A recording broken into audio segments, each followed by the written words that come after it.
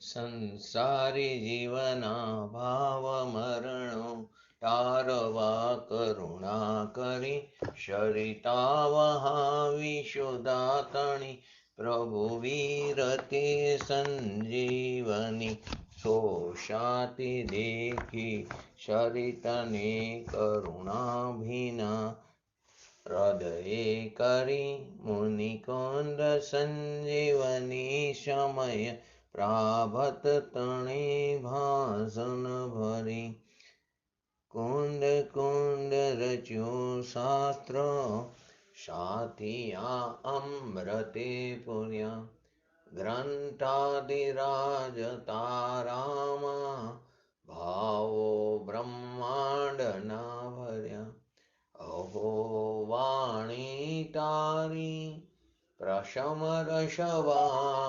વેનિતરતી મુમુક્ષુને પાતે અમૃત રસ અંજલિ ભરી ભરી અનાદિની મૂર્છા વિષતણી ત્વરાથી ઉતરતી વિભાવેથી થંભે સ્વરૂપ ભણી દોડે પરિણતિ તું છે નિશ્ચય ગ્રંથ ભંગ સગરા વ્યવહારના ભેદવા તું પ્રજ્ઞા છીણી જ્ઞાનને ઉદયની સંધિ સૌ છેદવા સાથી સાધકનો તો ભાનુ જગનો સંદેશ મહાવીરનો વિષામો ભવક્લાંતના હૃદયનો તો પંથ મુક્તિતણો શુણે તને રશની બાંધ શીતિલ થાય જાણે તને હૃદય જ્ઞાની તણા જણાય તો રોચતા જગતની રુચિ આરસે સૌ તોરી જતા સકલ જ્ઞાયક દેવરીશે બનાવો પત્ર કુંદનના રત્નોના અક્ષરો લખી તથાપિ કુંદ સૂત્રોના અંકાએ મૂલ્યના કદી તથાપિ કાનવાણીના અંકાએ મૂલ્યના કદી નમો રિંગટણંગ નમો શિદ્રણંગ નમો હેરણંગ નમો વજણંગ નમો લયેશવ શ્રાવણમ ચતારી મંગલમ અર્હંતા મંગલમ સિદ્ધા મંગલમ શાહો મંગલમ કેવલી પંતોતમો મંગલમ ચતારી લોગતમા અર્હંતા લોગતમા સિદ્ધા લોગતમા શાહો લોગતમા કેવલી પંતોતમો લોગતમા ચતારી શરણ પૂજામી અર્હંતે શરણ પૂજામી સિદ્ધે શરણ પૂજામી શાહો શરણ પૂજામી કેવલી પંતોતમો શરણ પૂજામી ઓમ નમો અર્હંતાણમ.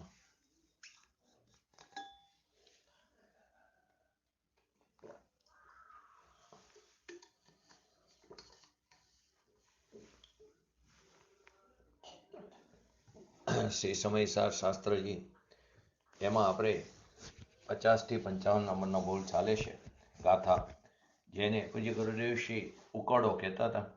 કેમ ઉકળો કહેતા હતા કે આ બધા જે ભાવો છે તે આત્મામાં નથી, પરંતુ કેવી રીતે આત્મામાં નથી? પર્યાયમાં તો છે અમુક ભાવો, તો આત્મામાં એટલે કે જે દ્રષ્ટિનો વિષય છે, જે પરમ શુદ્ધ નિશ્ચયનો વિષય છે, એ ભગવાન આત્મામાં નથી. એવા ભગવાન આત્માને દ્રષ્ટિમાં લેતા પર્યાયમાં વિતરાગ દશા પ્રાપ્ત થાય છે, અને એમાં વિશેષ પુરુષાર્થ સમ્યક પુરુષાર્થ થતા શુદ્ધિની વૃદ્ધિ થઈને શુદ્ધિની પૂર્ણતા પ્રાપ્ત થાય છે. તો જીવ ક્યાં થાય છે? જીવ કેવળ જ્ઞાન પ્રાપ્ત કરીને શાદી આનંદકાર સુધી અવ્યાબાદ સુખનો તે ભોગવટો કરે છે. તો પહેલા આપણે 50 થી 55 નંબરની ગાથાનું આપણે પઠન કરીએ. તો 50 નંબરથી 55 નંબરની ગાથા. તો નથી વર્ણ જીવને ગંધ નહીં, નથી વર્ણ જીવને ગંધ નહીં, નહીં સ્પર્શ રસ જીવને નહીં, નહીં રૂપ કે ન શરીર, નહીં રૂપ કે ન શરીર, નહીં સંસ્થાન સહન ને નહીં, નથી રાગ જીવને દ્વેષ નહીં, વરી મોહ જીવને છે નહીં, નહીં પ્રત્યયો એટલે કે આશ્રવો, નહીં કર્મ કે નો કર્મ પણ જીવને નહીં. આપણે 13મો બોલ ચાલે છે એમાં. નથી વર્ગ જીવને વર્ગણા નહીં, સ્પર્ધકો કંઈ છે નહીં, અધ્યાત્મ સ્થાન ન જીવને, અનુભાગ સ્થાનો પણ નહીં. જીવને નથી કંઈ યોગ સ્થાનો, બંધ સ્થાનો છે નહીં, નહીં ઉદય સ્થાનો જીવને, કા માર્ગણા સ્થાનો નહીં. 54 નંબરની ગાથા. સ્થિતિબંધ સ્થાન ન જીવને, સંક્લેશ સ્થાનો પણ નહીં, સ્થાનો વિશોધી તણા ન સંયમ લબ્ધિના સ્થાનો નહીં. નથી જીવ સ્થાનો જીવને, ગુણ સ્થાન પણ જીવને નહીં, પરિણામ પૂતગલ દ્રવ્યના આ સર્વ હોવાથી નક્કી. આની આપણે સંક્ષિપ્તમાં આખી ગાથા આપણે બધી 50 થી 55 સમજી ગયા છીએ. હવે પૂજ્ય ગુરુદેવશ્રીના પ્રવચનના આધારે આપણે એને સમજી રહ્યા છીએ. એમાં છેલ્લે ગઈકાલે એટલે કે પરમ દિવસના સ્વાધ્યાયમાં કે જે આપણો 4થો કે 5મો સ્વાધ્યાય હતો આ ગાથાઓ પર, 6ઠો હશે કદાચ, એમાં નામકર્મની 93 પ્રકૃતિ સમજ્યા હતા. એમાં છેલ્લે તીર્થંકર નામકર્મની પ્રકૃતિને સમજ્યા હતા. તો કે એમાં પ્રશ્ન એ થયો હતો છેલ્લે કે જે શુભ ભાવોએ પ્રશસ્ત પ્રકૃતિ બાંધી. પ્રકૃતિ 2 પ્રકારની, આપણે પંચલબ્ધિમાં પણ આ વસ્તુને વિસ્તારથી સમજ્યા હતા, પ્રશસ્ત અને અપ્રશસ્ત પ્રકૃતિ. તો પ્રશસ્ત પ્રકૃતિ જે શુભ ભાવથી બાંધી, તે શુભ ભાવ તો જીવના પરિણામ છે ને. તો આપણે વિચાર કરી શકીએ ને, જો પૂજ્ય ગુરુદેવશ્રીનું પ્રવચન સાંભળતા હોય અથવા તો કોઈ પણ પંડિતોનું પ્રવચન સાંભળતા હોય તો આપણને એક ધારો શુભ ભાવ નહીં રહે. શુભ અશુભની ઘટમાર ચાલુ રહે છે. અહીંયા બેઠા બેઠા કોઈ જેન્ટ્સ હોય તો એને દુકાનના વિચાર આવશે, વિકલ્પ આવશે, આખા દિવસનો પ્લાનિંગ પણ ત્યાં જ થઈ જશે. ને લેડીઝ હોય, ઘરે મહેમાન હોય, આવવાના હોય, અથવા તો રસોઈના વિચાર આવશે, મહેમાન આવશે તો કેવી રીતે કરી, આખું પ્લાનિંગ ત્યાં થઈ જાય. એ અશુભ ભાવ છે અને આ શુભ ભાવ છે. તો બંને આશુભ, બંને બંધના કારણ છે બંને જીવના ઘાત કરવા વાળા પરિણામ. હવે એ પરિણામને આપણે અટકાવી નથી શકતા, કેમ કે પરિણામ પણ એક પર્યાય છે. તો પર્યાયનો કરતા પર્યાય છે, પર્યાયનો કરતા પર્યાય છે, પર્યાયનો કરતા દ્રવ્ય નથી. પર્યાય પોતાના ષષ્ટકારકોને કારણે, પોતાની જન્મક્ષણને કારણે, તત્સમયની વર્તમાન પર્યાયની યોગ્યતાને કારણે તે ઉત્પન્ન થાય છે. એમાં હું એને અટકાવી નહીં શકું, પણ એમાં મારે જોડાવું કે ન જોડાવું એટલું નક્કી થઈ શકે. એમાં તમે જોડાઈ જાઓ, જેવી તીવ્રતાથી જોડાવો તે પ્રકારે કર્મનો બંધ પડે. કર્મનો બંધ પડે એની યોગ્યતાથી, કર્મના પરમાણુની એની યોગ્યતાથી ક્ષેત્રથી ક્ષેત્રાંતર થઈને આત્માના પ્રદેશો સાથે તે બંધાય છે. જીવ કંઈ કરતો નથી. જીવે પરિણામ કર્યા તો એ સમયે કર્મના પરમાણુ એની યોગ્યતાથી આત્માના પ્રદેશ સાથે બંધાણા, અને ત્યારે પ્રદેશ બંધ, પ્રકૃતિ બંધ, સ્થિતિ બંધ અને અનુભાગ બંધ પડ્યો. જેવી તીવ્રતાથી કર્યા તે પ્રકારની સ્થિતિ પડી, અનુભાગ પડ્યો, એટલે કે એનો રસ મળશે આપણને, એટલે કે એનું ફળ મળશે. બીજી રીતે કહીએ તો રિટર્ન ગિફ્ટ મળશે આપણને. તે કંઈક ને કંઈક ગિફ્ટ આપીને જાય છે. તો એ પરિણામોના ફળ સ્વરૂપે જે નામકર્મની પ્રકૃતિ બંધાણી હતી એના આપણે 93 સમજ્યા. તો એ કારણે એ કર્મ નિમિત્ત બન્યું છે, કર્મ પણ નિમિત્ત બન્યું છે. એ સમયે એમ જ થવાનું હતું. ત્યારે જીવ તો એમાં એને જે ભાવ કર્મ બાંધ્યા, ભાવ કર્મ થયો, રાગ દ્વેષ થયા, એના નિમિત્તે દ્રવ્ય કર્મનો બંધ પડ્યો, અને એ દ્રવ્ય કર્મ ઉદયમાં આવ્યો તો એમાં જોડાણો તો ભાવ કર્મ એટલે કે રાગ દ્વેષ કર્યા તો ફરી નવો દ્રવ્ય કર્મનો બંધ પડ્યો. આ ચક્કર ચાલુ ને ચાલુ રહે. તેમાં ન જોડાવું કે જોડાવું એટલું આપણે કરી શકીએ છીએ. પરંતુ આપણે શું માની છીએ કે આ શુભાવ જેના નિમિત્તે પ્રશસ્ત પ્રકૃતિ બંધાણી, એ શુભાવ તો જીવના પરિણામ છે ને, છે 100% જીવના પરિણામ. પરંતુ તે પરિણામ એની યોગ્યતાથી આવ્યા છે. તે છે કઈ દ્રષ્ટિએ જીવના કીધા, બીજા કોઈ જીવની પર્યાયમાં નથી થતા, તારી પોતાની પર્યાયમાં થાય છે. વાસ્તવમાં તો એને પણ પૂતગલ કીધા, એને આશ્રવ તત્વ કહેવામાં આવ્યું. તો આવા ઉત્કૃષ્ટમાં ઉત્કૃષ્ટ જે શુભ ભાવ જેના નિમિત્તે તીર્થંકર પ્રકૃતિ, તીર્થંકર ગોત્ર બંધાણું, એ પણ કેવું કીધું, ઝેર જેવું છે. જ્ઞાનીને પણ કેવું લાગે, ઝેર જેવું છે. કેમ કે જે ભાવે તીર્થંકર ગોત્ર બંધાણું તે શુભ ભાવના અભાવપૂર્વક તેનો તીર્થંકર પ્રકૃતિનો 13મા ગુણસ્થાને ઉદય થાય છે. જીવ આ જ મિથ્યા માન્યતાને કારણે અનાદિકાળથી ઘેરાયેલો રહે છે. આને કારણે જ આપણે પંચ પરાવર્તન કરતા રહ્યા છીએ. શરીરથી જીવની ભિન્નતા તો દરેક મતવાળા કરે છે. શરીર જુદો છે, આત્મા જુદો છે, એ તો બધી સંપ્રદાયના લોકો એને માન્ય કરે છે. પરંતુ રાગદ્વેષાદી ભાવોથી પોતાની ભિન્નતા એ આપણને લક્ષમાં આવતી નથી અજ્ઞાનતાને કારણે. રાગદ્વેષાદી જે વિકાર ભાવો છે એનાથી ભિન્નતા એ આપણને લક્ષમાં આવતી નથી. થાય છે આપણી પર્યાયમાં, પરંતુ એને વ્યવહાર નહીંથી કહેવામાં આવ્યા જીવના નિશ્ચય નહીંથી તો તે પૂતગલના છે. સમયસરમાં એને પૂતગલના કીધા રાગદ્વેષાદી ભાવોને.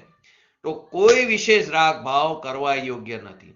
અને આશ્રવ તત્વ પણ કીધું ને. આશ્રવ તત્વમાં અને બંધ તત્વમાં ઉપાધિ બુદ્ધિ છે જીવને. એને વિશેષ રાગ ભાવ કરવા યોગ્ય માનો એવા જીવને ખરેખર આશ્રવ તત્વમાં અને બંધ તત્વમાં ઉપાધિ બુદ્ધિ મેં એને નવ તત્વને સમજ્યા નથી. કયા તત્વને ઉપાધિ માનવું, કયા તત્વને હેય માનવું, કોને જ્ઞેયપૂર્વક હેય માનવું, કોને આંશિક પ્રગટ કરવા યોગ્ય ઉપાધિ માનવું, કોને પૂર્ણ પ્રગટ કરવા યોગ્ય ઉપાધિ તત્વ માનવું, એને ક્યારેય વિચાર્યું નથી. જીવ તત્વ છે તે પરમાશ્રય કરવા યોગ્ય ઉપાધિ તત્વ છે. અજીવ તત્વ છે તે જ્ઞેયપૂર્વક હેય છે. આશ્રવ અને બંધ છે તે હેય છે. સંવર અને નિદ્રા છે તે આંશિક પ્રગટ કરવા યોગ્ય ઉપાધિ તત્વ છે.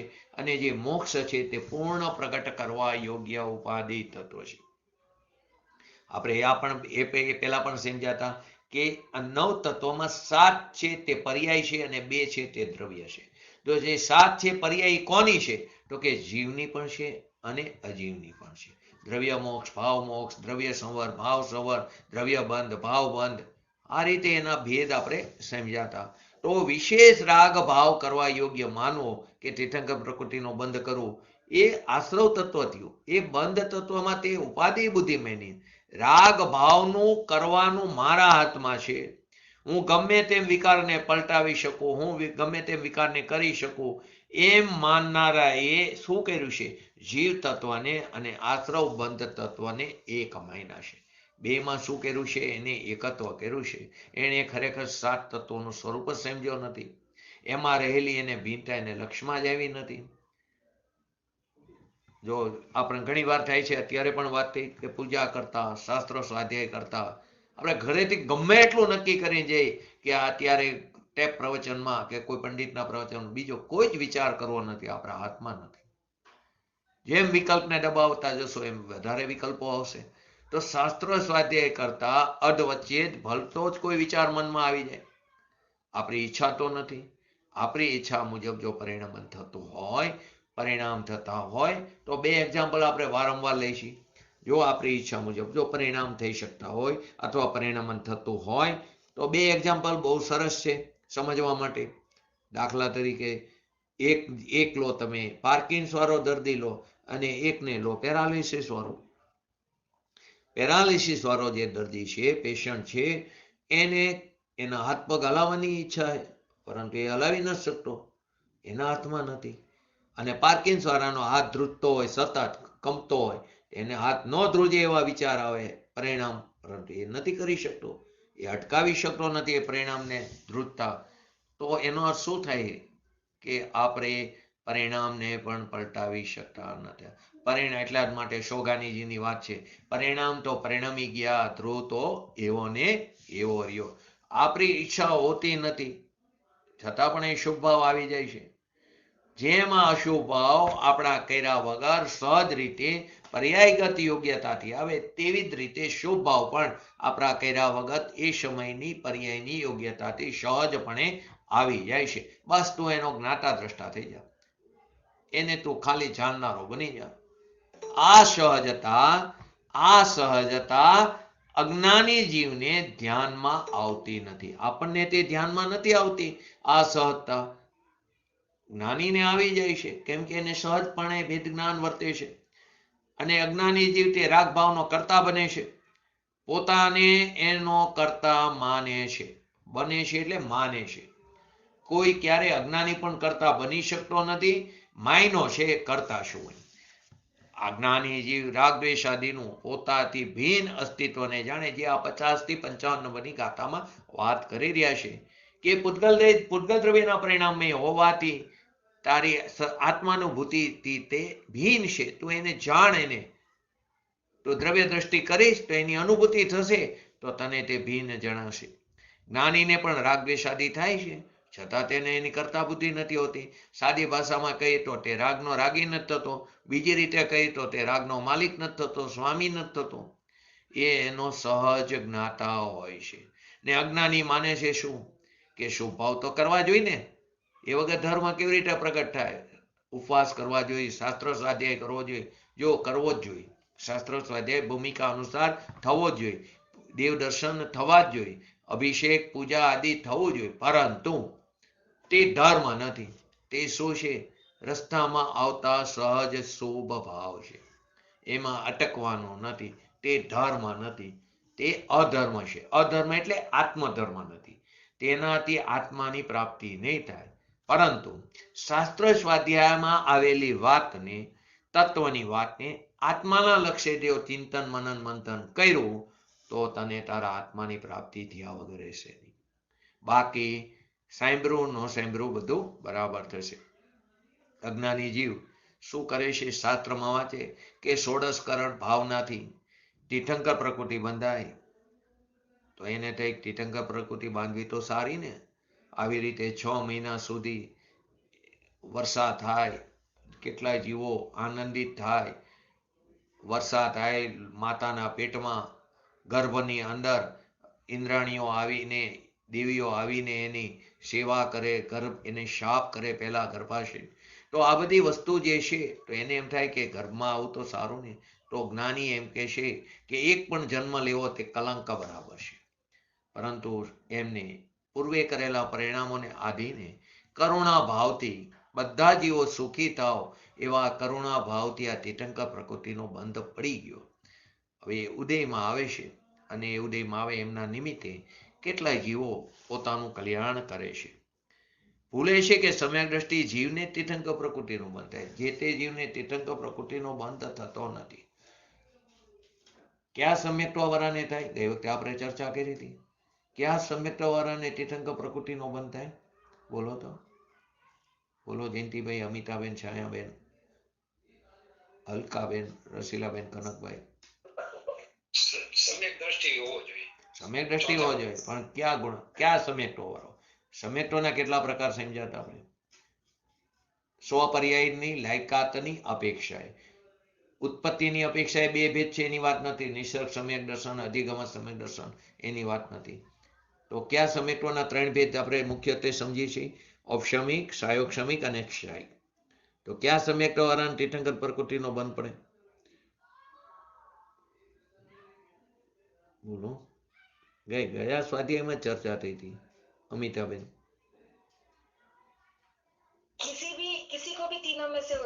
ત્રણમાંથી કોઈ પણ તીર્થંકર પ્રકૃતિ વાળાને, તીર્થંકર કોઈ પણ સમ્યક્ત્વ વાળાને તીર્થંકર પ્રકૃતિનો બંધ થાય. પણ કન્ડિશન શું છે? કે કેવરી શુદ્ધ કેવરીની હાજરીમાં. હવે એ જીવને, ધારો કે શ્રેણિક રાજા લો, તો એ જીવને તીર્થંકર પ્રકૃતિનો બંધ પડ્યો, બરાબર, ક્ષાયિક સંકેતી. પૂર્વે નરક ગતિનું આયુષ્ય બંધાઈ ગયું હતું. તો મરણના છેલ્લા અંતર્મુહૂર્તમાં એ તીર્થંકર પ્રકૃતિનો બંધાવવાનું બંધ થઈ જાય. સાહિક સમ્યક્ત્વ છૂટતું નથી. સાહિક સમ્યક્ત્વ છે ને, તો એ પહેલી નરકથી આગળ નથી જતો. સાહિક સમ્યક્ત્વ વાળો તો પહેલી નરકમાં જાય, તો અહીંયા એનો થાય પહેલી નરકમાં, તો એનો જન્મ થાય ને તરત જ નારકી તરીકે એ પર્યાયનો ઉત્પાદ થાય, અને ત્યાંથી એને એક અંતર્મુહૂર્ત પછી પાછી તીર્થંકર પ્રકૃતિનો બંધ બાંધવાનું સ્ટાર્ટ થઈ જાય. અહીંયા એવો પછી નિયમ નથી કે અહીંયા પણ કેવરી શુદ્ધ કેવરી તો નથી. તો કે એક પહેલી વાર બંધ બનતી વખતે કેવરી શુદ્ધ કેવરીની હાજરીની જરૂર છે. હવે રહ્યા બાકીના 2 સમ્યક્ત્વ વાળા, ઔપશમિક અને ક્ષાયોક્ષમિક. તો એને મરણના છેલ્લા સમયે જે નરક ગતિમાં જવાના હોય, તો એનું ઔપશમિક અને ક્ષાયોક્ષમિક સમ્યક્ત્વ છૂટી જાય છે. છૂટી જાય તો છૂટી જાય બસ ત્યારે તીર્થંકર પ્રકૃતિનો બંધ બંધાવવાનું પણ બંધ થઈ જાય, અને ત્યાં જઈને પાછું પહેલા અંતર્મુહૂર્તમાં એ તીર્થંકર એટલે કે સમ્યક્ત્વ પ્રાપ્ત થાય અને તીર્થંકર પ્રકૃતિનો બંધ બાંધવાનું ચાલુ થઈ જાય. એ જીવો પણ ત્રીજી નરકથી આગળ જતા નથી સમ્યક્ત્વ સાથે. એટલે કે સમ્યક્ત્વ ત્યાં જઈને પ્રાપ્ત કરે એ અલગ વસ્તુ છે, તો કે સમ્યક વાળો જીવ સાતમી નરકમાં જઈ શકતો નથી, ત્યાં જઈને સમ્યક્ત્વ પ્રાપ્ત કરે એ અલગ વસ્તુ છે. તો તીર્થંકર પ્રકૃતિ વાળો જીવ કોઈ પણ સમ્યક્ત્વ દર્શન વાળો જીવ તે પ્રાપ્ત કરી શકે, માટે સમ્યક દ્રષ્ટિ હોવું એ જરૂરી છે. એટલે કે આત્માની અનુભૂતિ હોવી જરૂરી છે, એને જે આ તીર્થંકર પ્રકૃતિ બંધાય છે. જિનેન્દ્ર ભગવંતોએ કહેલા મોક્ષ બાદ બધા જીવોને સમજાય, બધા જીવો સુખી થાય અને આવા અન્ય શુભ ભાવો જ્ઞાનીને સહેજે આવે ત્યારે તેને તીર્થંકર પ્રકૃતિનો બંધ બંધાઈ જાય છે. પણ જે પરિણામોથી તીર્થંકર પ્રકૃતિનો બંધ થાય છે તે પરિણામ કરવા યોગ્ય તે માનતો નથી, તેને તે હેય માને છે, એને ઉપાધિ નથી માનતો. પરંતુ અંતરંગમાં જ્યારે સ્થિર રહેતો નથી ત્યારે એને સહેજે આવા ભાવ આવે છે, ઉપદેશ આદિના ભાવ આવે છે. ખરું જોઈએ તો એકવાર તીર્થંકર જો પ્રકૃતિનો બંધ શરૂ થયો ચોથા ગુણસ્થાનથી આઠમા ગુણસ્થાનના પહેલા સમય સુધી એ બંધ બંધાવવાનું ચાલુ રહેશે. કોઈ જીવ એ જ ભાવમાં તીર્થંકર થાય, કોઈ એક દેવનો કે એક નારકીનો જીવ કરીને તીર્થંકર થાય, પરંતુ જે જીવે સમ્યક્ત્વ પ્રાપ્ત કર્યું તે વધારેમાં વધારે કિંચિત ન્યૂનતમ અર્ધપૂતગલ પરાવર્તનથી વધારે બહાર રહેતો નથી. આપણે આ વાત નીકળી પ્રશસ્ત અને અપ્રશસ્ત પ્રકૃતિની, તો આપણે આગળના બે સ્વાધ્યાય પહેલા વાત થઈ હતી. ક્યાંક ક્યાંક 122 પ્રકૃતિ પણ લખી છે, ક્યાંક ક્યાંક 168 પણ લખી છે. આપણે તો મુખ્યત્વે કેટલી જોઈ છે? 148 મુખ્યત્વે. બાકી તો કેટલી છે? અસંખ્યાત છે કર્મની પ્રકૃતિ, પરંતુ મુખ્યત્વે આપણે 148 સમજીએ છીએ. તો ક્યાંક ક્યાંક 122 આવે, ક્યાંક ક્યાંક 168 આવે. તો બંને વસ્તુ સાચી. કેવી રીતે છે કે 122ની અંદર આપણે જે નામ કર્મની અંદર સમજ્યા 5 શરીર, 5 બંધન અને 5 સંઘાત, એ નામ કર્મને જુદા ન ગણીને 5 શરીરની અંદર સમાવી લીધા. બંધન અને સંઘાત નામ કર્મને શરીરની અંદર સમાવી લીધા, 5 શરીરની અંદર. એટલે 10 પ્રકૃતિ એ ઓછી થઈ ગઈ. એ સિવાય સ્પર્શ, રસ, ગંધ, વર્ણ, એની જે 20 પ્રકૃતિ છે, સ્પર્શ, રસ, ગંધ, વર્ણ આદિની, એ 20 પ્રકૃતિને બદલે 4 પ્રકૃતિ લીધી, સ્પર્શ, રસ, ગંધ, વર્ણ. એટલે 16 પ્રકૃતિ એ ઓછી થઈ ગઈ. 16 ને 10 26, એટલે 148 માંથી 26 ગઈ, એટલે 122 પ્રકૃતિ આ પ્રમાણે થાય. હવે એમાં પણ ક્યાંક ક્યાંક એવું પણ આવે, બંધાવા યોગ્ય પ્રકૃતિની સંખ્યા 120 બતાવી, તો સમ્યક મિથ્યાત્વ અને સમ્યક પ્રકૃતિ બંધ યોગ્ય ન હોવાને કારણે 120 આ રીતે સિદ્ધ થાય. ક્યાંક ક્યાંક 168 પ્રકૃતિ પણ આવે છે. તો જે અઘાતી કર્મની અંદર, ઘાતી કર્મની બધી અપ્રશસ્ત પ્રકૃતિ એટલે પાપ પ્રકૃતિ, અઘાતી કર્મની અંદર પ્રશસ્ત અને અપ્રશસ્ત બંને ભેદ આવે છે. તો એની અંદર સ્પર્શાદિની જે 20 પ્રકૃતિ છે તે 20 પ્રકૃતિ પ્રશસ્તમાં પણ આવે અને અપ્રશસ્તમાં પણ આવે. આ પ્રકારે તે 168 પ્રકૃતિ થાય છે. તો આ 122 આવે, ક્યાંક ક્યાંક 168 આવે, ક્યાંક બંધાવા યોગ્ય 120 આવે ને ક્યાંક 168 પણ આવે. હવે આગળ રાગ, દ્વેષ આદિ વિકાર ભાવો તે જીવમાં નથી. આખા 100 ગાંઠાનો અર્થ જે છે, તો રાગ કઈ પરમાણુ નથી, રાગ ક્યાંય પરમાણુમાં નથી. રાગ ક્યાં છે? જીવની પર્યાયમાં. પર્યાયનું કાર્ય ક્યાં થાય છે? પર્યાયમાં. પર્યાયનું કાર્ય પર્યાયમાં વિકૃત થયું છે, વિભાવ ભાવ છે. તે દ્રવ્યનો સ્વભાવ નથી, કાયમી સ્વભાવ નથી. જો સ્વભાવ હોય તો એનો અભાવ ન થાય. સિદ્ધમાં રાગ નથી, માટે તે સ્વભાવ નથી. તો શું છે? તે પર્યાયનો વિભાવ સ્વભાવ છે, ક્ષણિક અવસ્થા છે. સ્વભાવ દ્રષ્ટિથી જો અથવા બીજી દ્રષ્ટિએ કો દ્રવ્ય દ્રષ્ટિથી જો તો એમાં નથી. એટલે કે પરમ શુદ્ધ નિશ્ચયના વિષયમાં તે નથી. રાજા સૈનિક પણ પોતાની યોગ્યતાની વિકૃત અવસ્થાને લઈને ત્યાં ગયા. પોતાની એ પ્રકારની યોગ્યતા હતી, એ યોગ્યતાની વિકૃત અવસ્થા લઈને ત્યાં ગયા છે. પણ એ વિકૃત અવસ્થા પણ દ્રવ્યમાં નથી. વિભાવ ભાવ એ જે થયો એ દ્રવ્યમાં નથી, વિકાર ભાવ દ્રવ્યમાં પણ નથી, ગુણમાં પણ નથી. તો પર્યાયમાં તમે વિચારો, અનંતી પર્યાય છે, અનંતા ગુણની અનંતી પર્યાય. તો અનંતી પર્યાયમાં પણ ગુણો તો ત્રિકાર શુદ્ધ છે, પણ પર્યાય પણ પૂજ્ય ગુરુદેવશ્રીના પ્રવચનના આધારે આપણે સમજીએ એમના કહેવાથી કે 21 ગુણોની પર્યાય જ અશુદ્ધ છે, બાકી તો પર્યાય પણ શુદ્ધ છે. તો તમે જુઓ તો 0.000001 ની અંદર એટલે કે એટલા બધા ઘણા બધા ઓલામાં જુઓ તો એટલા પર્સન્ટેજ જ પર્યાય અશુદ્ધ છે, બાકી પર્યાય પણ કેવી શુદ્ધ છે, પરંતુ તે વિકૃત અવસ્થા પણ દ્રવ્યમાં નથી. એમ એ કેમ તો કે સ્થાયિક સંકિતિ છે એને તો એ બરાબર એનું ભાન છે. સૈનિક રાજા ભલે અત્યારે નરકમાં ગયા, એને બાંધ્યું નરકનું આયુષ્ય 84 લાખ વર્ષનું આયુષ્ય, તો એમાં પણ યોગાનુયોગ એ બધા સિદ્ધાંતો એક સાથે સિદ્ધ થાય. તે હવે પછીની 24મીમાં તીર્થંકર થવાના. અત્યારના 21,000, છઠ્ઠા કારના 21,000, પાછો પહેલો કાર, આપણે કઈ છઠ્ઠાઓ પરંતુ પહેલો, છઠ્ઠા જેવો એટલે એને છઠ્ઠો કઈ, 21,000 પાછો પાંચમો એટલે કે બીજો, 21,000 એટલે 84,000 વર્ષ. એટલે હવેની જે આવે કાર એની અંદર ઉત્સર્પિણી કારમાં ત્રીજા કારમાં બધા તીર્થંકરો થશે. આ ચોથા જેવો માટે આપણે એમ કહીએ ચોથામાં, તો કે ત્યાં એ તીર્થંકર થશે. તો 21 × 4 84,000 એ પ્રકારનું આયુષ્ય ભોગવીને તે ત્યાં જશે. પરંતુ એની યોગ્યતા જેવી હતી, એના પરિણામ જ એવા હતા, પરિણામ એવા હતા, એના ફળ સ્વરૂપે કલુષિત પરિણામને કારણે તેમને નરક ગતિનું આયુષ્ય બંધાઈ ગયું. પછી તીર્થંકર ગોત્ર બાંધ્યું ભગવાનના સમોસરણમાં, એમની સમીપમાં. એ જે આયુષ્ય તો એમના ભૂંડા પરિણામથી બંધાઈ ગયું. તો આપણે વિચાર કરો, આપણે જેટલા પણ જોઈન્ટ છીએ બધાને અપકર્ષણકાર તો પડી જ ગયો હોય 99%. કોઈનું આયુષ્ય કે 90-95 હોય તો સારું, પણ હોય તોય અત્યારે પડી ગયો હોય આયુનો અપકર્ષણકાર, તો તે કેવા પરિણામ કર્યા હશે. તો એ જગ્યાએ આપણે ચોક્કસ એ આયુ ભોગવા વગર છૂટકો નથી. પરંતુ પરિણામોમાં જો અત્યારે પણ જો સાવચેતી સતર્કતા થાય તો એમાં પણ જે બંધાઈ ગયું છે એમાં અપકર્ષણ, ઉત્કર્ષણ, ઉદીરણા, સંક્રમણ આ બધી વસ્તુ થઈ શકે. કર્મની જે 10 અવસ્થા છે તેમાં ઉદીરણા, ઉપશમ, સંક્રમણ, ઉત્કર્ષણ આદિ થઈ શકે. તો એ ભૂંડા પરિણામથી એમને આયુષ્ય બંધાઈ ગયું. પછી ક્ષયિક સંકેત્ય, તો કે 84,000 વર્ષમાં હજી 2,500 વર્ષ ગયા, તો 81,000 વર્ષ તો હજી નરક ગતિમાં રહેવાના છે, નરકમાં પડ્યા છે.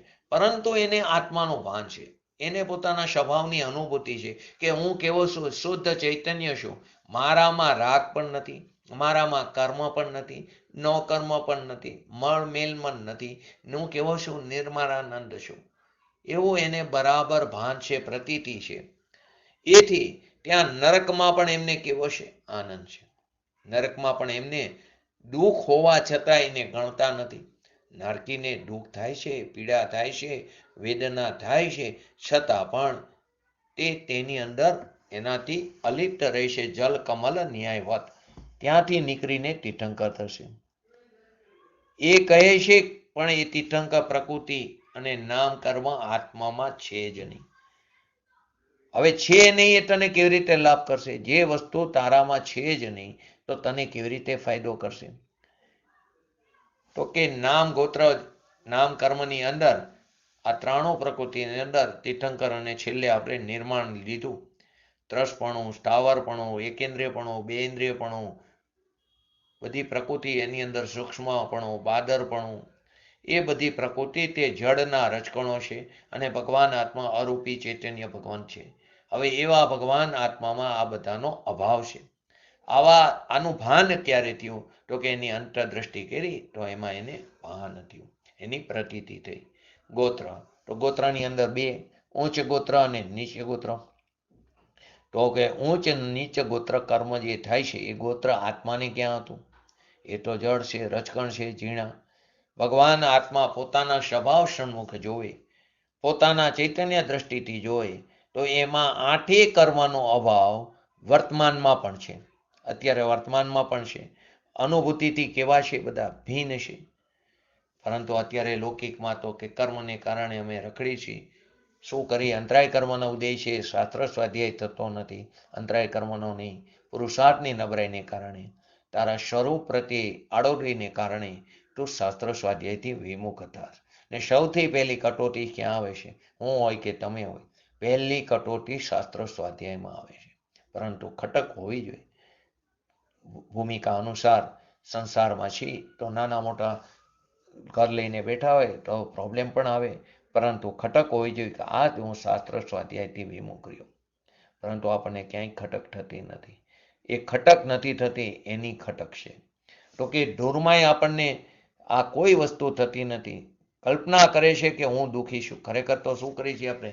કલ્પના કરી છે કે હું દુઃખી છું. એ કલ્પનાને કારણે આપણે દુઃખી છે. પ્રતિકૂળ સંયોગને લઈને દુઃખી નથી.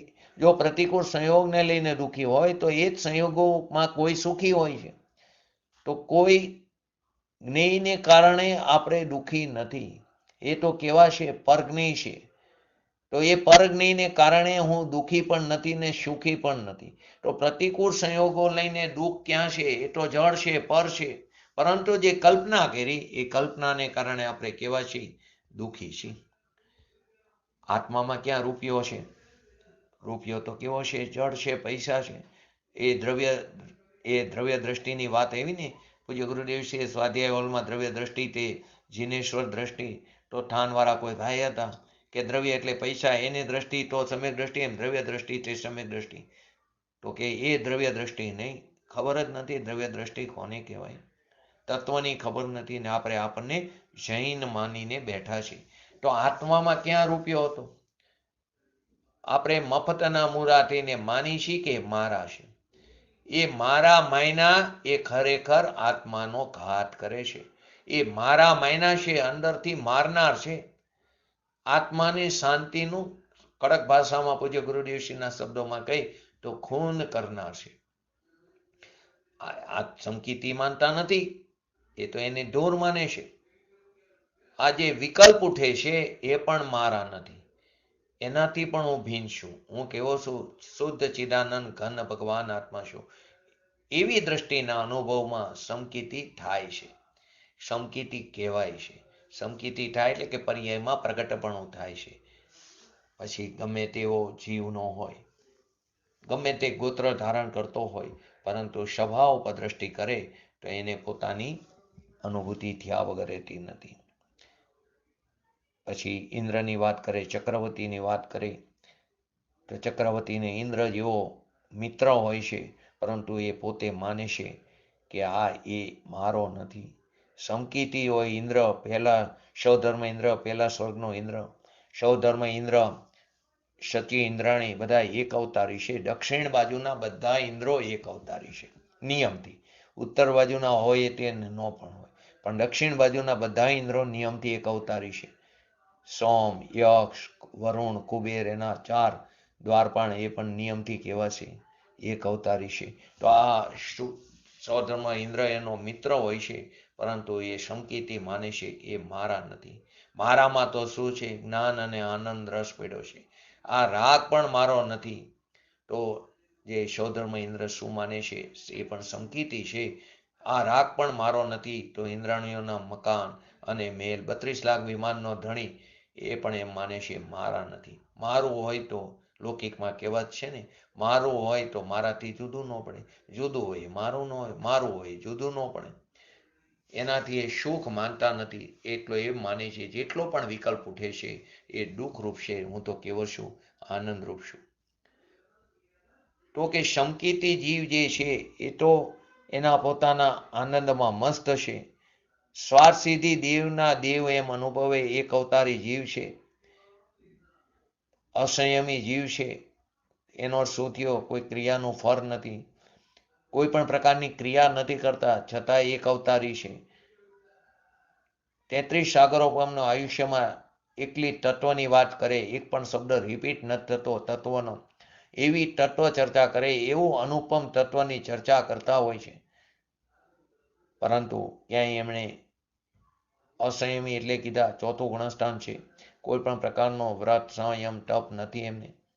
કોઈ પણ કલ્યાણક ઉજવવા આવતા નથી. ત્યાંથી જે જિનેન્દ્ર ભગવંતને તે અભિષેક આદિ કરતા હોય, પરંતુ એટલે ભાવથી, પરંતુ તે કરવા આવતા નથી. કોઈ પણ પ્રકારની ક્રિયા નથી. પરંતુ એક અવતારી કેમ? એ પોતાના સ્વભાવમાં એ એકદમ એક રસ છે કે એ આખી ક્રિયાનું ફળ શૂન્ય છે એવો એમને બરાબર અભિપ્રાયમાં પડ્યું છે. મારામાં છે નહીં કોઈ વસ્તુ. જે સુખ મારામાં નથી ક્રિયા આદિનું, મારામાં છે નહીં.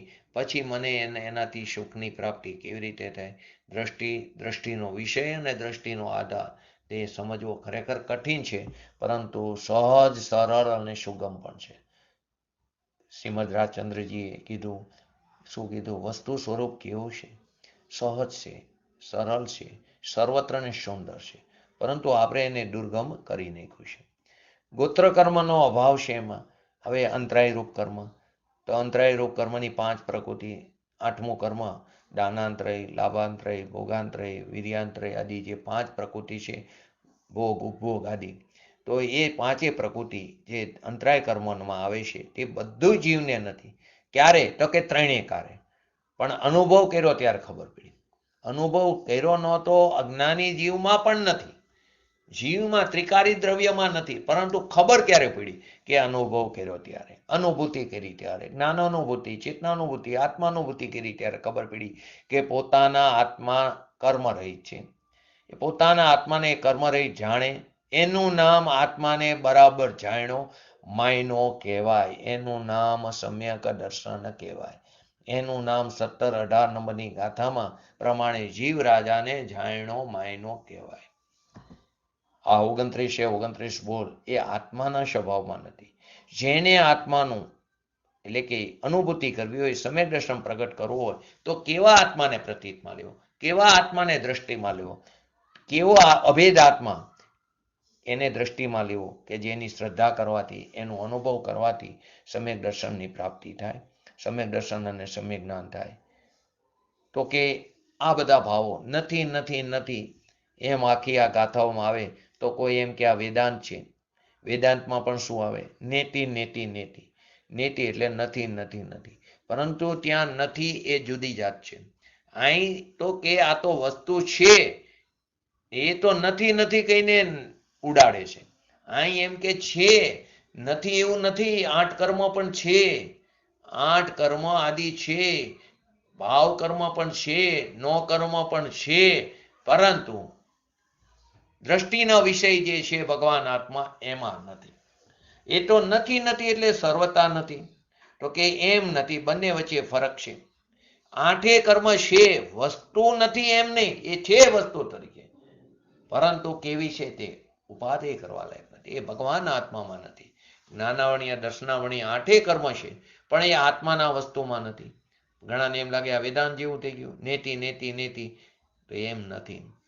ચેતન ભગવાન આત્મા જે ચૈતન્ય સ્વરૂપથી ભરેલો છે, એમાં આ નથી એ અપેક્ષા એ નાસ્તિ છે. એમાં એનો અભાવ છે, એ અપેક્ષા એ શું થયું? નાસ્તિ છે આત્મામાં એની. એથી કહે છે 8 કર્મ કર્મમાં છે. 8 કર્મ તે કર્મમાં છે. કર્મ નથી એવું નથી, પરંતુ તે આત્મામાં નથી. આત્મામાં એની નાસ્તિ છે. આત્માના સ્વચતુષ્યમાં એનો અભાવ છે. વસ્તુ એ જોતા એટલે કે એની અનુભૂતિ, એની દ્રષ્ટિ કરતા એ આત્મામાં એ 8 કર્મ નથી, છે જ નહીં. 8 કર્મ એટલે કે પૂતગલના પરિણામ એ અનુભૂતિ કરતા એટલે કે સ્વરૂપની અનુભૂતિ કરતા, દ્રષ્ટિ કરતા એમાં એનો અભાવ છે. સંબંધ તરીકે માને તો છે વ્યવહાર નહીં, નિમિત્ત નૈમિત્તિક સંબંધ. જીવે અહીં પરિણામ કર્યા તો એ સમયે આ કર્મના પ્રમાણો એની પોતાની યોગ્યતાથી જોડાણા. આવો નિમિત્ત નૈમિત્તિક સંબંધ છે ભાવ કર્મ અને દ્રવ્ય કર્મ વચ્ચે, પરંતુ એ સંબંધ પણ વ્યવહાર નહીંથી છે. એ સંબંધ પણ વ્યવહાર નહીંથી છે. એ વ્યવહારને તો અભૂતાર્થ કીધો. વ્યવહારને વ્યવહાર તરીકે શું કીધો? ભૂતાર્થ, પરંતુ આશ્રય કરવા લાયક નથી, માટે તેને શું કીધું? અભૂતાર્થ છે. અભૂતાર્થ કરીને એટલે કે વસ્તુના સ્વભાવમાં એ નથી. ખરેખર તો કર્મના નવા બંધને એટલે કે સંબંધ થવું એ પણ સ્વરૂપમાં નથી. કર્મનો નવો બંધ પડે એ સંબંધ થવું એ પણ સ્વરૂપમાં નથી ત્રિકાળી દ્રવ્યમાં. તો જૂના કર્મનો સંબંધ થવો એ પણ કેવી રીતે દ્રષ્ટિના વિષયમાં કહી શકાય?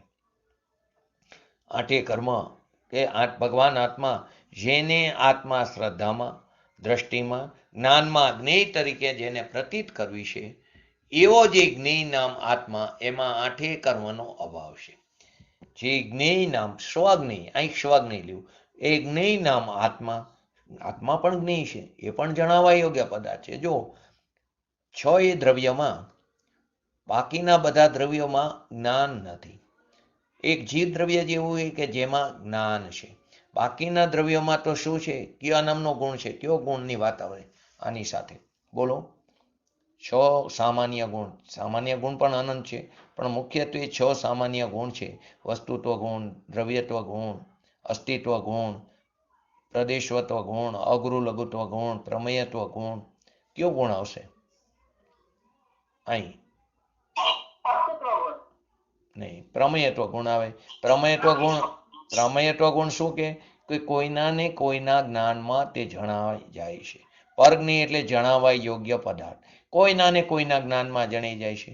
પૂતગલ દ્રવ્ય હોય, ધર્મ હોય, અધર્મ હોય, આકાશ હોય કે કાર હોય, બધામાં છે પ્રમેયત્વ ગુણ. તે કોઈના ને કોઈના જ્ઞાનમાં જણાઈ જાય છે, પરંતુ એનામાં જ્ઞાન ગુણ નથી, તો પોતે પોતાને જાણી શકતું નથી. તો જીવ દ્રવ્યની અંદર જ્ઞાન ગુણ પણ છે અને પ્રમેયત્વ પણ ગુણ છે. તો પ્રમેયત્વ ગુણ છે તો તે કોઈના ને કોઈના જ્ઞાનમાં જણાઈ જાય છે, પરંતુ સાથે જ્ઞાન ગુણ પણ છે. તો પોતાનો આત્મા પણ પોતાના જ્ઞાનમાં તે ઝરકે છે, એની પ્રતીત થાય છે, ઝરકે છે.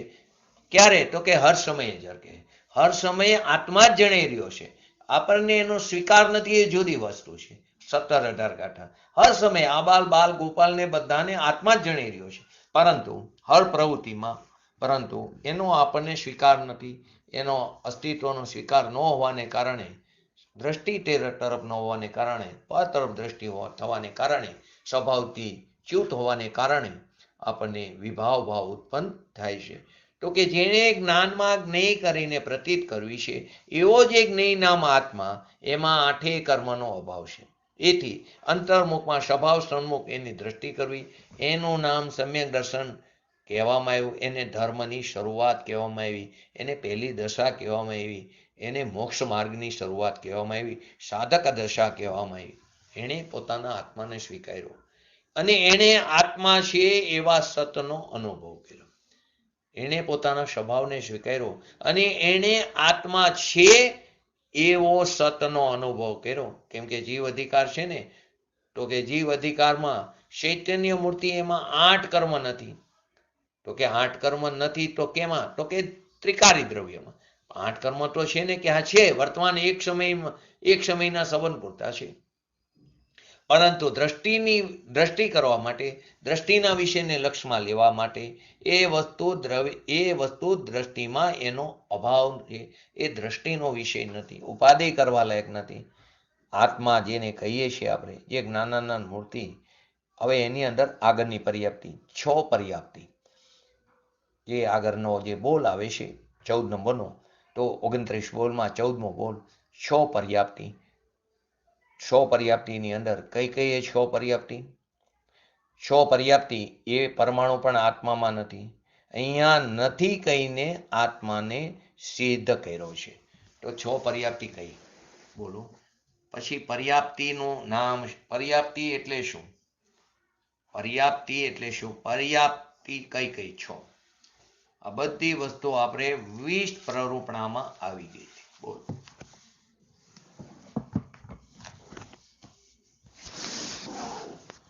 બોલો પર્યાપ્તિ, 6 પર્યાપ્તિ કઈ કઈ? આગળ જ આપણે વાત આવી ગઈ 6 પર્યાપ્તિ. આહાર, શરીર, વાણી, મન, ઇન્દ્રિય અને શ્વાસો. ભાષા. ભાષા. આહાર પર્યાપ્તિ, શરીર પર્યાપ્તિ, ઇન્દ્રિય પર્યાપ્તિ, શ્વાસોશ્વાસ પર્યાપ્તિ, ભાષા પર્યાપ્તિ અને મન પર્યાપ્તિ. તો આ જે 6 પર્યાપ્તિ છે, તો પર્યાપ્તિ ખરેખર તો આ શેની વાત આવે? 20 પ્રરૂપણામાં. એમાં જીવ સમાસ અને ગુણસ્થાન એવા બે ભેદ પાડ્યા હતા. માર્ગણા સ્થાન, તો માર્ગણા સ્થાનની અંદર 19 આપણે માર્ગણા લીધી હતી, ખરેખર 14 છે. તો 5 જે માર્ગણા છે એને પર્યાપ્તિને પણ માર્ગણામાં લીધી, એ પર્યાપ્તિ પ્રરૂપણા. તો અનંત જીવો કઈ કઈ પર્યાયોમાં હોય છે એ આપણને એનાથી સમજાય છે. આપણે પણ આજ સુધી ક્યાં ક્યાં જન્મ મરણ કરતા એવા મનુષ્ય પર્યાય સુધી આવી પહોંચ્યા એનું જ્ઞાન થાય છે. નિરંતર ચાલુ રહેલા જન્મ મરણના ભવચક્રનો પણ ભય લાગે છે. ભય લાગે ને, જો 6 ધારામાં ભય બતાવે છે. ભય બતાવે છે નો જે છે એ બતાવે છે. તો કે એ ભય લાગશે ને, તો એમાંથી છૂટવાનો તું પણ પ્રયત્ન કરીશ. તો એ ભય લાગે છે. નિરંતર ચાલુ રહેલા આ ભવચક્રનો ભય લાગવા માંડે, તો એમાંથી છૂટવાનો માર્ગ શું છે એના વિશે વિચાર કરવામાં આપણે કાર્યરત થઈ જાય છે. સંસારના આ ભયને સંવેગ નામ કહેવામાં આવે. શું કહેવામાં આવે? સંવેગ. સંસારનો આ જે ભય છે એને સંવેગ કહેવામાં આવે છે. આપણી જેમ જ આ ચૈતન્ય ગુણધારી અનંત અનંત જીવો ક્યાં ક્યાં આયુષ્ય વિતાવ્યું છે એનું જ્ઞાન થયા પછી આપણે વગર કારણે અથવા તો આપણે કારણે તેમને ઈજા તો નથી પહોંચીને. જો આપણે બિનજરૂરી હાથ પગ હલાવતા હોય, બિનજરૂરી ક્રિયા છે, ક્રિયાનું ફળ 0 એ તો અભિપ્રાયમાં રાખવું. બિનજરૂરી પંખો ચલાવી, બિનજરૂરી લાઇટ કરી, આદિ જે અગ્નિકાય જીવોની, વાયુકાય જીવોની હિંસા કરી રહ્યા છીએ વગર કારણે, તો કે એ આપણે કારણે એમને ઈજા તો નથી થતી ને, દુઃખ તો નથી ને, તેનું મરણ તો નહીં આવે ને, એ બાબતે આપણે, પરંતુ એ ધર્મ નથી. જો ઘણા એને ધર્મ માનીને બેસી રહ્યા કે અત્યારે તો આ કરી, આ કારમાં મોક્ષ નથી તો અત્યારે આ બધી ક્રિયા કરીને એનું ફળ પછી મળશે, વિદેહ ક્ષેત્રમાં જઈશું ત્યાં ભગવાનની વાણી, તો ભગવાનની વાણી તો અત્યારે પણ ઉપલબ્ધ છે.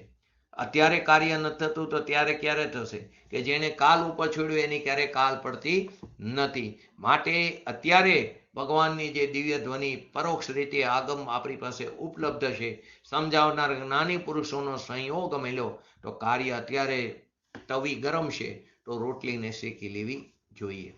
તો મરણ તો એમને નહીં આવે ને, એ બાબતે આપણે સજાગ રહી છીએ. જો ઈર્યા સમિતિનું મુનિરાજ પણ પાલન કરે છે તો એને અભિપ્રાયમાં પડ્યું છે એ સમયે જીવનું આયુષ્ય હશે તો એ બચવાનું છે. એ આયુષ્યના નિમિત્તે નિમિત્ત પણ આયુષ્ય છે, મારે કારણે નહીં બચે, છતાં પણ એ ઈર્યા સમિતિનું પાલન કરે છે. એમને આવા કોમળ પરિણામ થાય છે. આપણે એ જ પર્યાયમાં ભ્રમણ કરતા એવા છીએ. આપણે પણ આવી અનંતવાર આ પર્યાયમાં જન્મ મરણ કર્યા છે. આપણા અનંત ભવોના માતા પિતા પુત્ર પરિવારમાં કોઈને કોઈ આ બધામાં સર્વત્ર વિદ્યમાન પડ્યા હશે. એની જાણ થતાં જ આપણે પ્રમાદથી અટકી જશું, બેદરકારીથી અટકી જશું. બેદરકારીથી થનારી ચિંતા આપણે ટાળી શકીએ છીએ. મિથ્યાત્વ અવસ્થામાં સ્વચ્છંદતાથી હિંસા થાય, તેમાંથી જીવ વિરત થતો નથી. ચોથા ગુણસ્થાનમાં તે અવિરત હોવા છતાં, અસંયમી હોવા છતાં તે વિશે એમને ખેદ વર્તે છે. બંને વચ્ચે ફરક છે. પાંચમા ગુણસ્થાનમાં જીવ ત્રસ્ત જીવોનો ત્યાગી હોય છે, સંયમમાં સંયમ ગુણસ્થાન છે.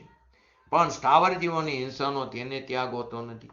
ત્યાગ હોતો નથી એટલે કરતો નથી, પરંતુ એ પ્રકારના એના પરિણામ છે. મુનિઓને પણ ત્રસ્ત સ્થાવર જીવ હિંસાનો ત્યાગ હોય છે. મુનિઓને બધી પ્રકારની ત્રસ્ત અને સ્થાવર જીવોની હિંસાનો ત્યાગ હોય છે.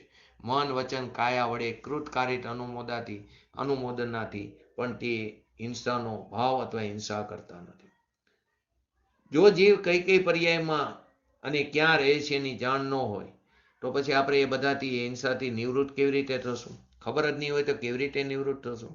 પૃથ્વી, અગ્નિ, વાયુ, જળ અને વનસ્પતિ એ બધા જીવ છે. એ આપણે ક્યાં ઘણા ઓછા લોકો જાણે છે, ને કહીએ તો પણ બહુ જ ઓછા લોકોને એનો વિશ્વાસ બેસે છે. વૃક્ષ, વેલા, ઘાસ, પાંદડા, જો અત્યારે ઘરમાં લોનની ઓલી થઈ ગઈ છે, લોન તો હોવી જ જોઈએ, આ તો હોવું જ જોઈએ, તો વૃક્ષ, વેલા, ઘાસ આદિમાં જીવ છે એ સમજાય. પણ વૃક્ષ પરથી તોડેલી ડાળીઓ, પાંદડા, ફૂલો અને ફળોમાં પણ અનેક પ્રત્યેક વનસ્પતિકાય જીવો છે. પ્રત્યેક વનસ્પતિકાય એટલે એક શરીરમાં એક જીવ, અને સાધારણ એટલે એક વનસ્પતિમાં અનંત જીવો, એક શરીરમાં અનંત જીવો, જેને આપણે નિગોધ કહી છે. આ બધા સચિત છે. આ બધા કેવા છે? સચિત છે. એ આપણે જાણતા નથી. સાવ કુમરા, પાંદડા, ફૂલો, બધા ફળો સપ્રતિષ્ઠ હોય છે, અને જ્યારે પાંદડામાં રેશા ઉત્પન્ન થાય એટલે કે સંભગ થતા નથી, એને તોડતા બે ફાડિયા થતા નથી, તંતુઓ રહી જાય ત્યારે તે અપ્રતિષ્ઠ થાય છે. એટલે કે તેમાં નિગોધના જીવો તે જોવામાં આવતા નથી. ચરુણા નિયોગમાં આચરણની દ્રષ્ટિએ ઉપદેશ આપેલો હોય છે. ખાવા પીવાની બાબતમાં પણ નિયમ એમાં ચરુણા નિયોગમાં ઠરાવેલો હોય છે. પદાર્થોની મર્યાદાઓ પણ નક્કી કરેલી હોય છે.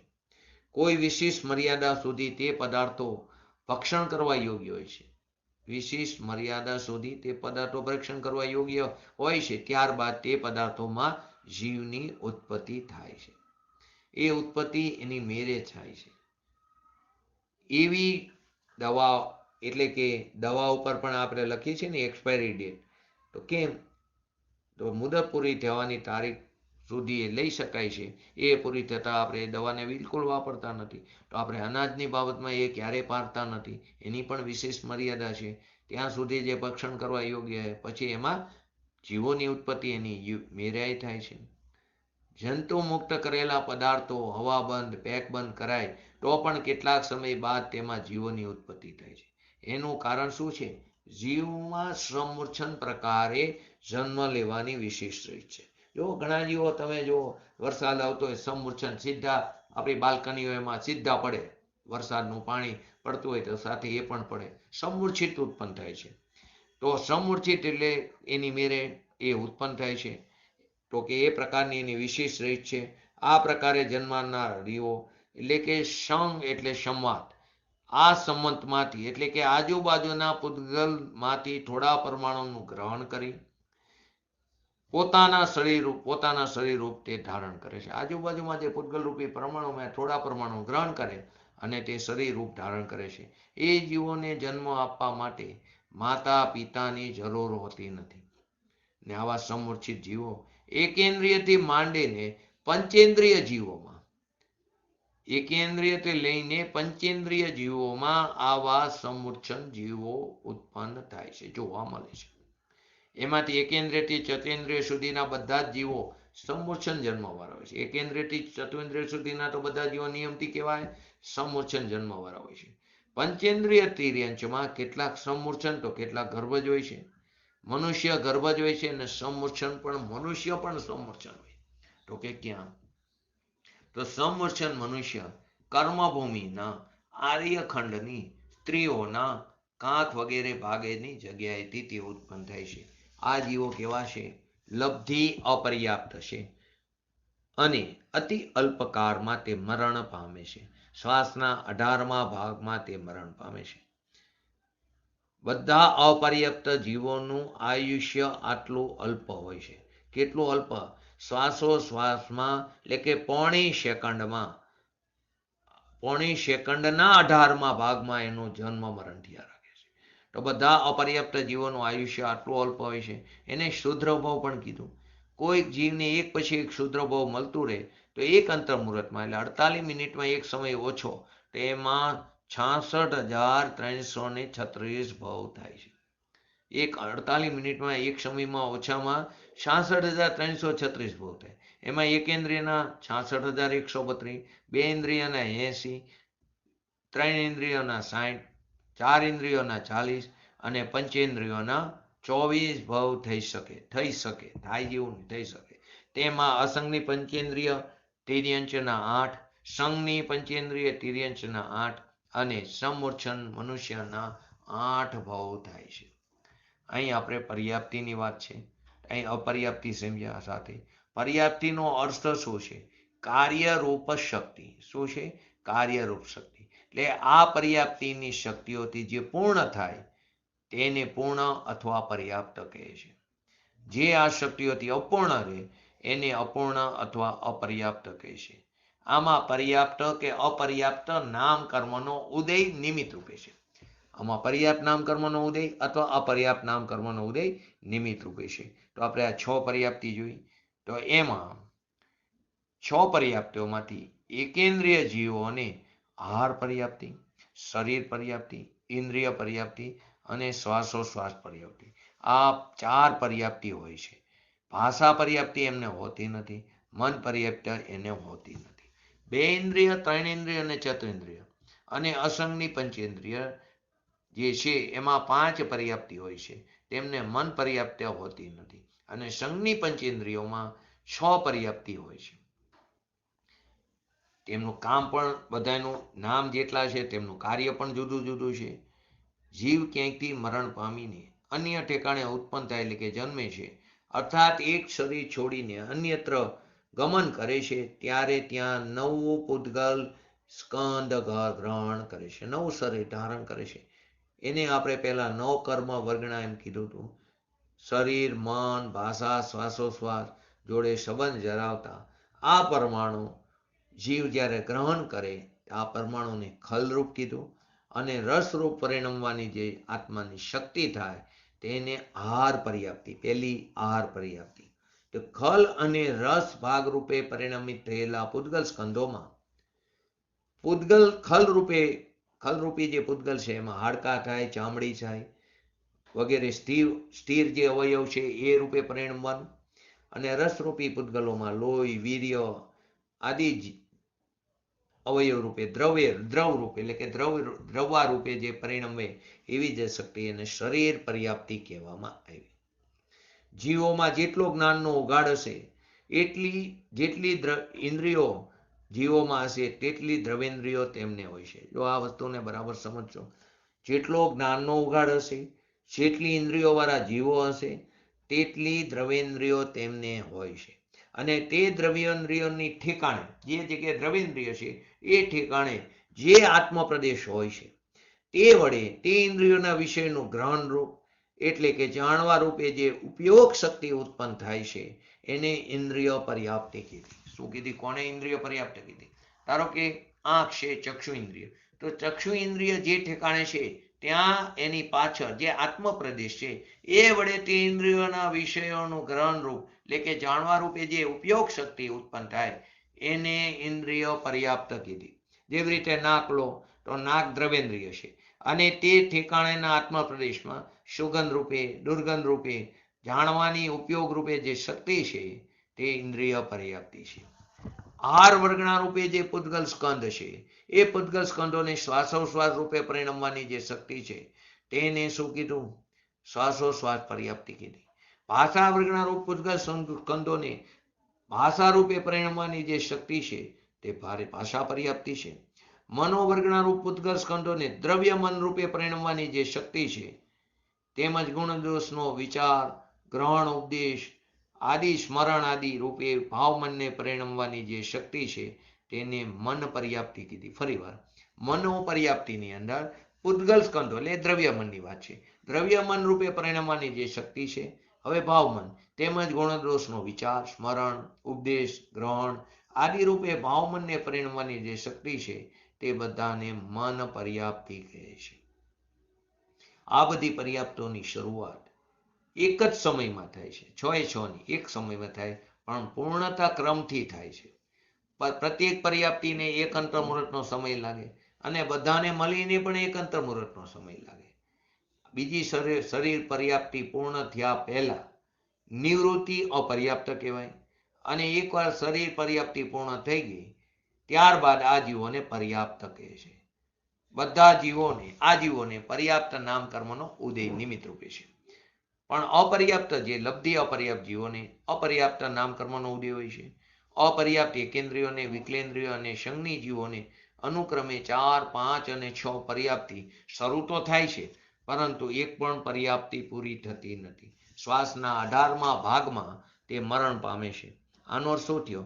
પર્યાપ્ત જીવોમાં અને અપર્યાપ્ત જીવોમાં પર્યાપ્તિ તો સમાન હોય છે પરંતુ પર્યાપ્ત જીવોમાં તે પૂર્ણ થાય અને અપર્યાપ્ત જીવોમાં તે પૂર્ણ થતી નથી. બીજી દેવ અને નારકી ભોગભૂમિના જીવો કેવા હોય છે? પર્યાપ્ત જ હોય છે. બધા ગર્ભજ જીવો પણ કેવા હોય છે? પર્યાપ્ત જ હોય છે. નિવૃત્તિ અપર્યાપ્ત જીવો પણ નિયમથી તો કેવા છે? પર્યાપ્ત હોય છે. પરંતુ લબ્ધિ અપર્યાપ્ત જીવો એક પણ પર્યાપ્તિ પૂર્ણ થયા પહેલા શું થાય છે? મરણ પામે છે. અને આ બધી પર્યાપ્તિ એક અંતર્મુહૂર્તમાં જ પૂર્ણ થાય અને આયુષ્યના અંતિમ ક્ષણ સુધી આ શક્તિઓ કાયમ રહે છે. તેઓનું પૂતગલના સ્કંદના શરીર, મન, ભાષા, શ્વાસોશ્વાસ આદિ રૂપે પરિણમવાનું જે કાર્ય છે એ કાર્ય પણ પૂર્ણ આયુષ્ય સુધી ચાલુ જ રહે છે. છેલ્લે વાત લઈને પૂરું કરી.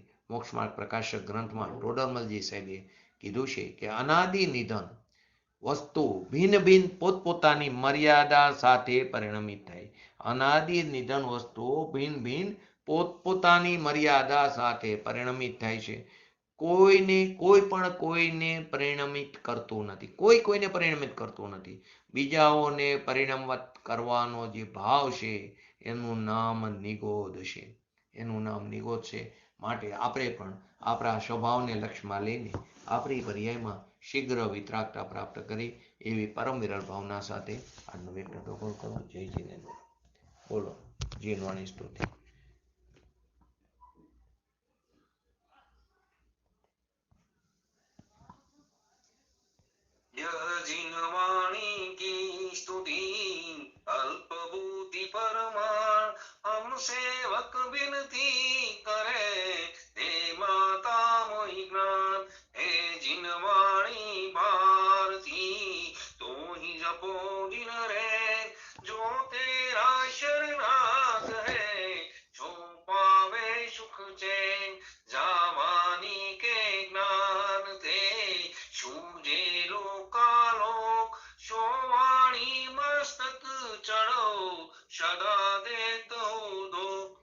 रिंगटाणं नमो सिद्धाणं नमो हिरणं नमो वज्रणं नमो लोये स्वसावणं चत्तारि मंगलम अरिहंता मंगलम सिद्धा मंगलम शाहु मंगलम केवली पंतो धमो मंगलम चत्तारि लोकटमा अरिहंता लोकटमा सिद्धा लोकटमा शाहु लोकटमा केवली पंतो धमल लोकटमा चत्तारि शरण भोजामि अरिहंते शरण भोजामि सिद्धे शरण भोजामि शाहु शरण भोजामि केवली पंतो धमो शरण भोजामि ओम नमो अरिहंताण।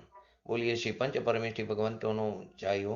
बोलिए श्री जीनवाणी मातनो जय हो। बोलिए श्री परम विजय परम उपकारी श्री सदगुरु देवनो जय हो। बोलिए श्री प्रशमूर्ति भगवती मातनो जय हो। बोलिए श्री सनातन जैन दिगंबर धर्मनो जय हो।